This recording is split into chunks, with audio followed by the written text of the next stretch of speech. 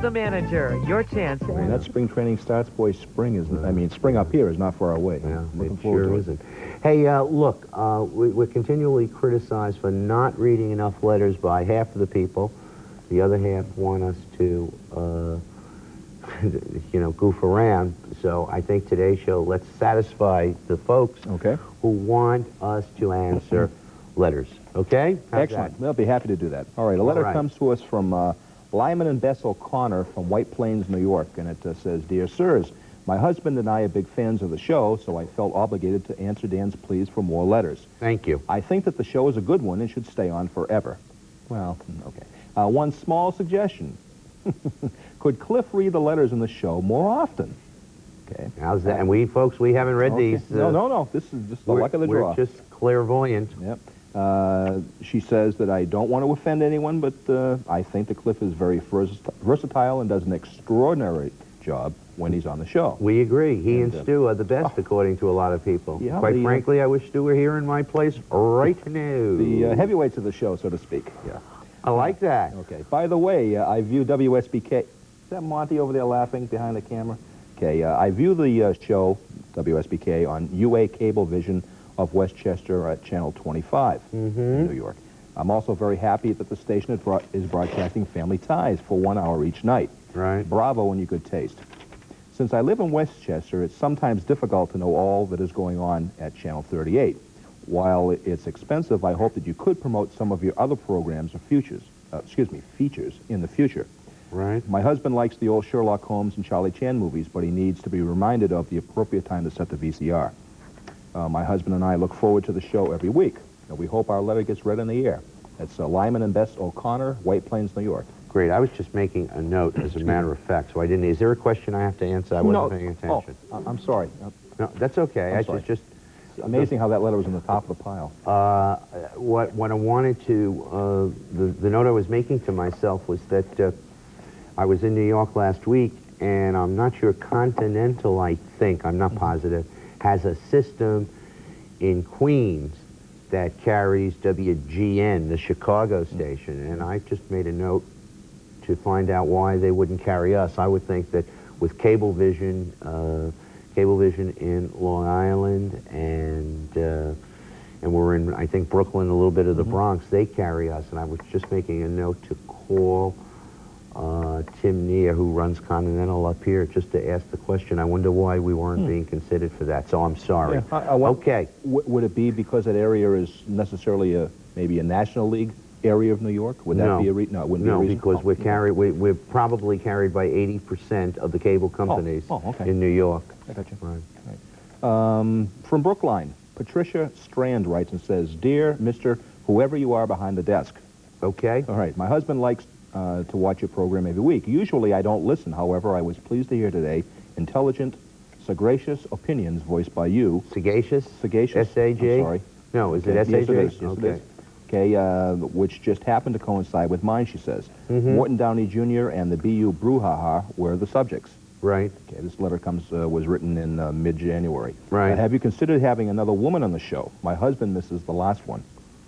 Yeah, we have, and it's really kind of a matter of who's around to do the show at the particular time. The day that we're taping this show, it's 1:30, and basically there's nobody else around but Cliff and I. Is that a fair? No, that's fair that is statement, a fair right? assessment. So that's why we're doing it. Okay.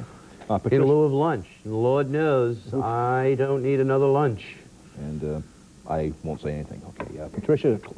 Monty, I'm telling you. Well, I see that full face of yours is filling the screen. Patricia Strand closes by saying, I wouldn't like you to leave yourselves open to a charge of chauvinism, I guess, by not having a female on the show. Well, I don't, We've explained the reason. And if we, it's left open, it's left open. That's not the point. Okay, Roger Hecht from Brighton, Massachusetts. Nobody's asking questions here. What's going on? We've read 2 letters and nobody has a TV question. Go ahead. I'm sorry. Recently I saw on Ask the Manager that the jury is still out as to the status of the Morton Downey Jr. show. That's good to hear. I had thought the program was a fait accompli. Since there is still room for debate, allow me to contribute my own few tidbits. But just so the folks at home know, we are scheduled to carry Downey through September by contract. We have not made a decision one way or another. what we will do after that. And there has been a raging controversy, maybe isn't the correct word. A lot of pluses, a lot of minuses, right? From our viewers. Right. Actually, I'm a poor authority, Roger says, on the show, since I have never been able to watch more than a few minutes at a time. Still, I have heard that it provides a voice for a group of people who would have none without it. I doubt whether those Loafs and Downey's peanut gallery could put together anything more sophisticated than a meal of pretzels and beer. Rather than being a forum for the people it purports to benefit, Downey betrays them by making them appear as ignorant, anti-intellectual boobs who mindlessly scream on cue. I suspect that late in his undistinguished career, he's grabbed lightning in a bottle and is illuminating himself for all it's worth. Yeah, well, I mean, that's not a question. That's an editorial on, and you're telling us what you feel about Downey. What you ought to realize is that there are a substantial number of people out there who feel differently than you. And I mean, that's what makes horse racing, basically. Okay, Roger closes by saying, if you want to provide entertainment in the form of intellectual professional wrestling, then fine. Continue with Downey. That's okay. You know, that's his opinion. Again. Appreciate it, but I mean, that's not a question. Roger that's an editorial. He doesn't like it. Bottom line, Roger doesn't like it. Okay. Let's stay on that for a second in an attempt to juice this part of the program up a little bit. I'm very interested in what the folks out there think about. There's a raging battle going on within the television industry right now. Raging might be an overstatement, but there's a thing called trash TV. And under this trash TV category are shows like Current Affair, Inside Edition. They're the two that immediately come to mind. There might be one other on, but so you know, like next fall, there's going to be about 9 of them on. Crime Watch, Paramount has Tabloid, Orion has, I mean, they're going to be all over the place. And I'm just kind of curious, for those of you who are out there who have seen either Inside Edition or Current Affair, what you think of it. There is a body of thought that says that they call it trash TV because they think it goes over the line. There's another body of thought that says, hey, it's just a more, I'm not sure of the adjective, but it's a 60 minutes, okay, maybe taken another step further. The fact of the matter is, next year, you're going to be besieged with these shows. There's another body of thought that thinks that it may be very fad-oriented, you know, in and out. Now, CBS Network, CBS Television, has basically come down on the side that they're not interested in that type of television. They don't think that it is tasteful or that it illuminates what they feel is important. You seen any of these shows yet? And what's your thought? I've seen a couple of the shows. Actually, the two shows that Current Affair and Inside Edition are presently in the Boston market, I've seen them both, and there have been some topics on both that I found interesting, and I kind of thought they did a pretty good job on it. There are some areas, however, just as there might have been with 60 Minutes, a show I also watch occasionally, that if there happens to be a topic that I'm not interested in, I either know that, you know, within the first 30 seconds of the show when they kind of give you a preview of what's coming up, or when the actual story begins, I know pretty quickly that it's not for me and I do something else. By and large, would you consider yourself, would you watch this with any regularity, or not really? Or would you be selective with it? I would be selective with it. You would? I probably would be in the position of having to see what was going to be on the show, so I would be a regular tuner in, if you will. That's interesting. You know, I mean, they kind of trap you that way. I'd be curious to hear what any of you all out there think about it. Is it going to be, you know, my concern is this a fad? You know, is it another version of the hula hoop? Or is it an extension, okay, of the 2020 60-minute type of things? A more common approach to it, maybe? See, I kind of like that. I like that stuff that is supposedly deals with realism. I just kind of like to, I think most everybody out there like to get the inside behind the scenes. Describe murder. I mean, how many? I don't know. I'm like you. I mean, sometimes I'll catch something that, by and large, you know, I may find interesting. Most of it, quite frankly, I find pretty sordid, and I'd rather watch Cheers.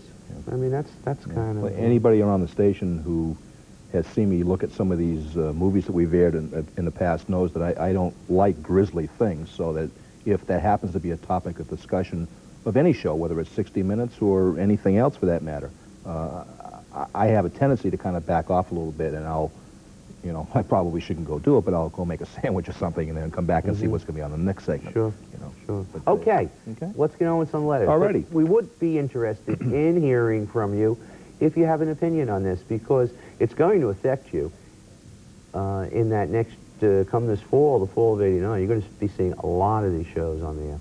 Okay. Jason Arati, I believe is the pronunciation, from Brookline writes and says, Dear Dan and or Stu and or Cliff and or Sean et al. Well, for the past few weeks you've been asking, or should I say begging for letters. Okay, here's my contribution. I have 4 comments I'd like to make. First, whatever happened, and this is a question rather than a comment, whatever happened to We Don't Knock? It was one of the best. Great show. Yeah. Great show. Let me go right into it. Sure. Great show. Very difficult to produce in terms of capital intensive. We needed a lot of people.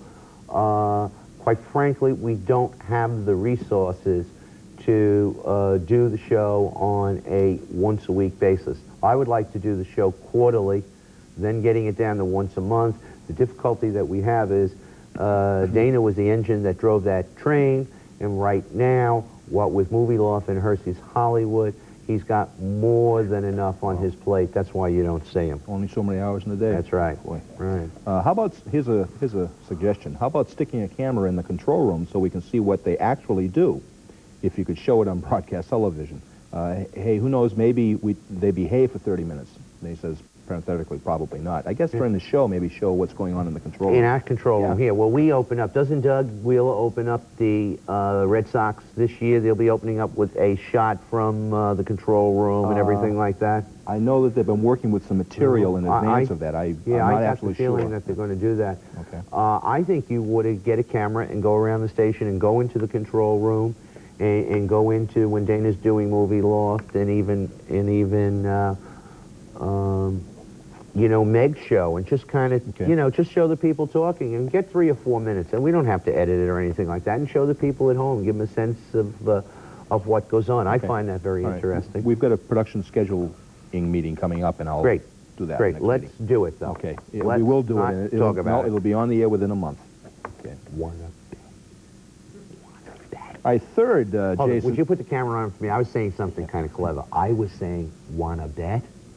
Wanna bet? This isn't on. It will be on within a month. Mark your calendars, okay? Okay, third. I'd like to commend you for your decision to put Meg Lavinia in front of the camera. I know all about the contributions she's made behind the scenes, and AM Boston is definitely well-deserved. Good. We're delighted to hear that. We think it's a show that's going to take time to grow. Sometimes we've hit the home run, and we're real happy and pleased with the show and with Meg. That recent PM Boston edition good show. Worked. Timing, event, right. The 2 shows worked well. Jason goes on to say, last and on a more personal note, how about letting an actual viewer take the viewer advocate's chair for a show? I'm not saying that the employees aren't also viewers, only that I think I can adequately live up to the tremendous standards set, and I promise that during taping, I won't talk about having my gums scraped. Thanks for letting me get that out of my system. I feel much better now. Who's the person? Jason Arati, I believe is the Where's he from? Brookline. Good. Yeah, from Brookline. Okay. Don't call us, we'll call you. You've got that right. Already. Red Riding. Right. But thanks, that was a real good suggestion. Pete Putnam from Orleans, Cape Cod writes and says, hello there. Hello, Peter. How you doing? Hey, I got a great show, you guys. Hello, Peter. Sorry, Jack. Okay, Pete says, hey, I've got a great show you guys should start airing, The Outer Limits. Good show. I would be really, really grateful. Yeah, we looked into it.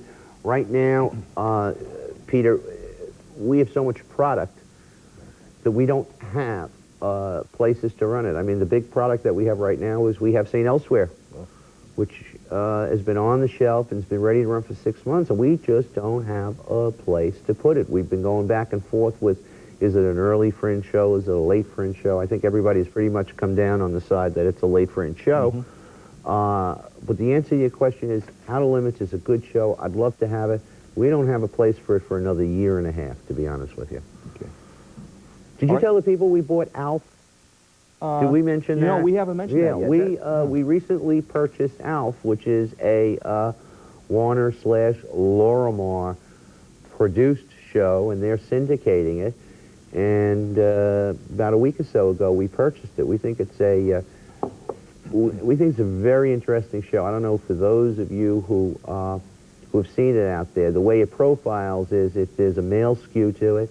It does well in teens, and we'll run it somewhere within the 6 to 8 time period. We're real happy about it. Yeah, that was. I was a little surprised when I heard about. Yeah, well, it happened quickly. Yeah, it did happen. Yeah, it happened quickly. It's done very well on the network. Have you seen the show much? Not a lot, but I have. I'll tell you, it appeals to people on a lot of different levels. It's a very interesting show. When I saw the announcement, I spoke with Leslie about it, and that's what she was saying. Yeah, it appeals to people on different levels. I mean, Alf can be funny. The supporting cast is superb. The fellow from Buffalo Bill, the general manager of the television station, is on it. He's excellent, excellent. Here's a short note that comes to us from a fan, he signs, or she signs. Dear Ask the Manager, why is it that every 15 minutes, like clockwork, you, parentheses, and every other station, show your call letters and channel numbers on the bottom of the TV screen? Is it every 15 minutes or every 30 minutes? It's probably about every quarter hour. Okay, why do they do that? Well, mainly because, especially in movies, but in all programming, it doesn't take long with the amount of channel switching that we think goes on, that people could suddenly find themselves watching something, and and might go as much as a half hour, without knowing what station we're watching. Is it done specifically to promote the station for the diary holder? Now, by that we mean that during sweep periods, or do we do this all the time? No, that would be a side benefit. We do it all the time. Okay. And the reason we do it all the time is to remind the people what they're watching, what station they are watching. And theoretically, they wouldn't have to watch our station and many others for any more than 15 minutes before they were reminded what station they were watching. Right. So it's a promotion to ingrain within the viewer, hopefully, that they know what they're watching. Now, you may laugh and say that, or the viewer out there may say, well, I always know what station, I'm watching. You'd be shocked at how many people will watch a movie not on our station and think that it is movie law. I mean, it is absolutely incredible. We've gone down to Beltsville and to Florida, Dunedin, Florida, and looked at actual diaries, and these people think they are watching us, and actually they're watching a movie on another station. It is incredible, particularly now, because some of the cable companies pick us up in other parts of New England and Connecticut and New York. That's the reason that it's done. We're going to take a break, and we're going to be right back and answer more letters. Please stay tuned, everybody.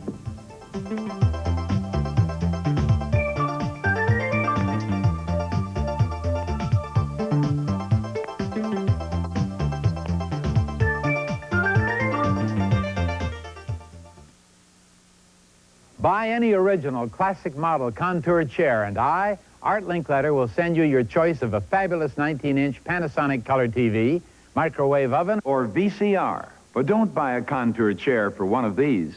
Get one because it's the most restful, healthful chair you ever relaxed in. Contour chairs help to relieve low back pain, poor venous blood circulation in your legs, edema, and swelling of the legs. Call toll-free and get full details on our fabulous offer. I chose the Panasonic Color TV. I took the VCR. I got the microwave. Hello. I'd like to have your catalog and certificate mailed to me free. Certainly, sir. See how easy it is? Call for your free catalog and certificate right away. Call 1-800-228-5400. That's 1-800-228-5400. Toll free. Call 1-800-228-5400.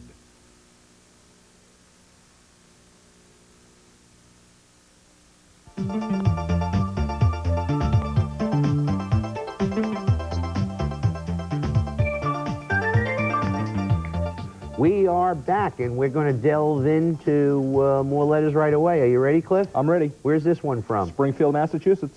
A regular writer and viewer of Ask the Manager, David Friedman. Great. All right, he says, Dear Dan, Cliff, and the rest of the ATM crew, first of all, unlike the gentleman from Putnam, Connecticut, I enjoy Dan on ATM. Thanks, After David. all, he's the manager. Thank you, David. My favorite combination is Dan and Cliff. Wow, how about that? Together they Thank you again, David. Together, they give the best comments and more complete answers than any other combination in ATM. For a bit of comic relief, I do occasionally enjoy Dan and Dana. Good. I'll side with Dan on the 11-point game half-court grudge match between Brian Gumbel and David Letterman. And I must say the mail has slowed to a trickle over the last, this game of games. I picked Gumbel in an upset. Yes, you did. Yeah, right? You said they had to win by 2. Got to win by 2, and I picked Gumbel in an upset. Gotcha. And we had... Thanks, David. I'm glad David sides with me on that. We now have 3 Lettermans and no Gumbels. That's where our count. You would ask me to keep track. But no, he's with Gumbel. All right, no, we have 2 Lettermans and no Gumbels. Excuse me. Okay. Right. Okay. Recently this summer, there have been questions regarding the number of half-hour MASH episodes. Dan has responded with a range from 255 to 258. Right. And he goes on and asks me to kind of check out and get the correct figure. 257? And basically, it's 255. But there were some multi-part episodes on the network. With half hours. There are 255. And then there is it a 2-hour movie or a 2.5-hour movie? The MASH finale. Remember that? Yeah, they did it was either a 2 or a 2.5-hour episode, and they did it as a movie or something like that. Is that the one 20th Century has held back to this point? Yes. It is in a movie package of theirs, yeah. Oh, all right. So people have written in the past and asked how come we didn't televise it, and the reason obviously is because we don't own it. Yeah, I think they did it as a movie, they did it in 2-hour block, maybe 2.5. No, it must have been 2. Okay. All right, let's see. So there are 255 MASHs. That's right. Okay. That's right. You need about, roughly as the crow flies, to have a successful show in syndication, you need about 100 to 110 episodes, ideally. Okay? And you can obviously see how successful MASH was when they got up to 255 episodes.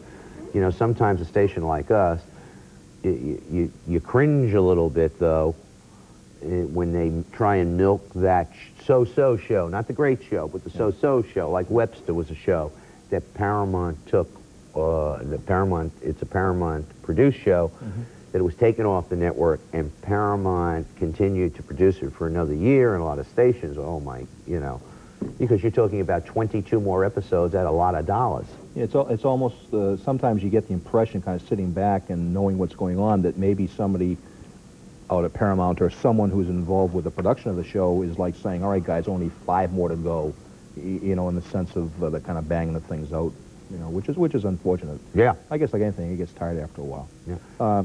Excuse me, David Friedman closes by saying, lastly, would it be possible to air a MASH marathon? And that is a request that we've received. Yeah, we've done it in the past. We've done it in the past. I'm sure we'll do it in the future, but it is not presently in the cards.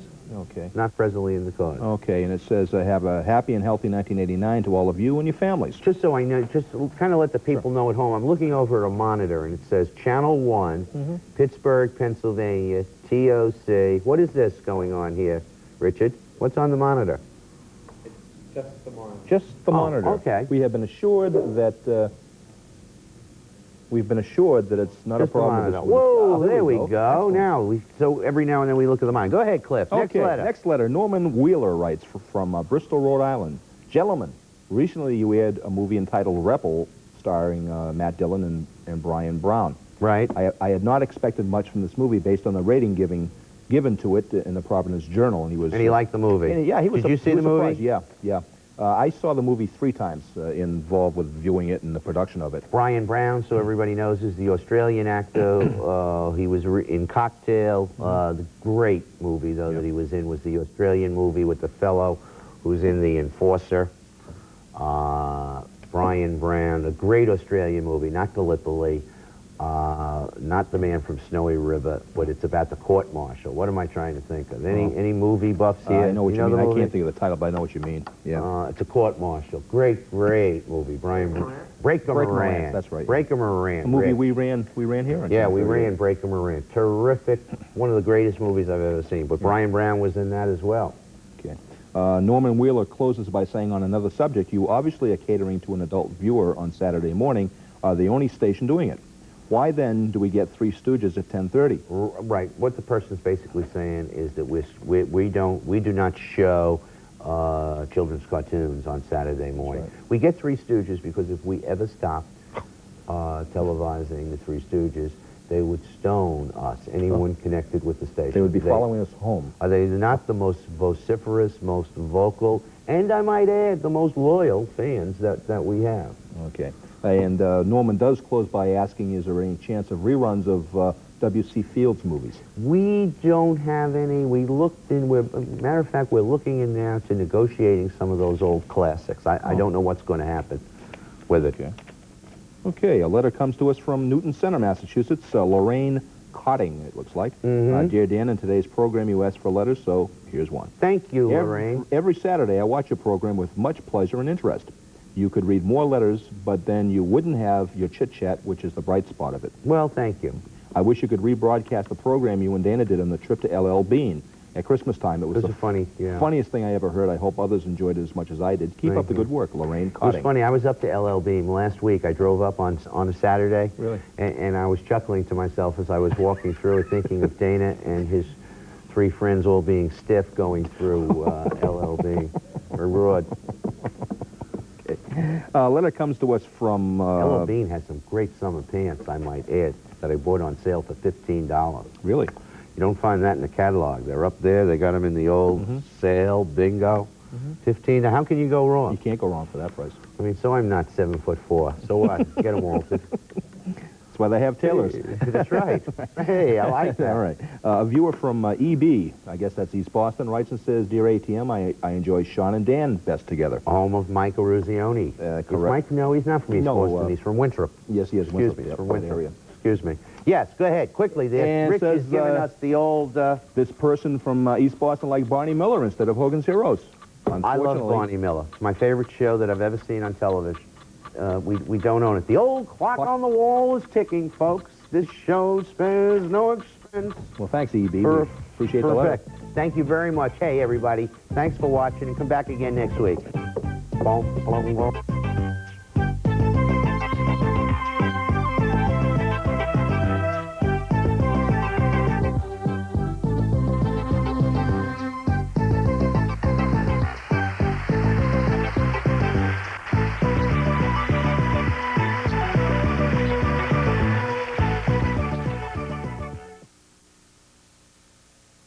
Trying to tighten that tummy, struggling with ordinary sit-ups? Now, work smarter with the Abdominizer, the intelligent alternative to sit-ups. Look, the Abdominizer targets the proper abdominal muscles, so each and every sit-up is made more effective. Safer, too. You can have a tonier tummy in weeks. Best of all, it's so simple. The unique rocker mechanism lets you rock your way to a firmer stomach. Look, ordinary sit-ups can torture your tailbone. It's not worth the pain. I designed the Abdominizer to produce an automatic pelvic tilt, which better isolates the abdominal muscles and makes exercise safer for your lower back. The curl works upper abdominals. Raise your knees and tighten lower abdominals, too. The Abdominizer, just $19.95. The intelligent alternative to sit-ups. Get smart. Call toll-free now. To order your Abdominizer, call 1-800-547-2400. Use your credit card to avoid COD charges or send check or money order for $19.95 plus $3 shipping and handling to Abdominizer, Department 37, Canton, Ohio. That's 1-800-547-2400. Coming up on Friday's AM Boston, the destructive influence of cults, how to prevent your child from being a victim. Join me at 11:30. Certainly we have the Three Stooges, weekends at 10:30 on TV 30.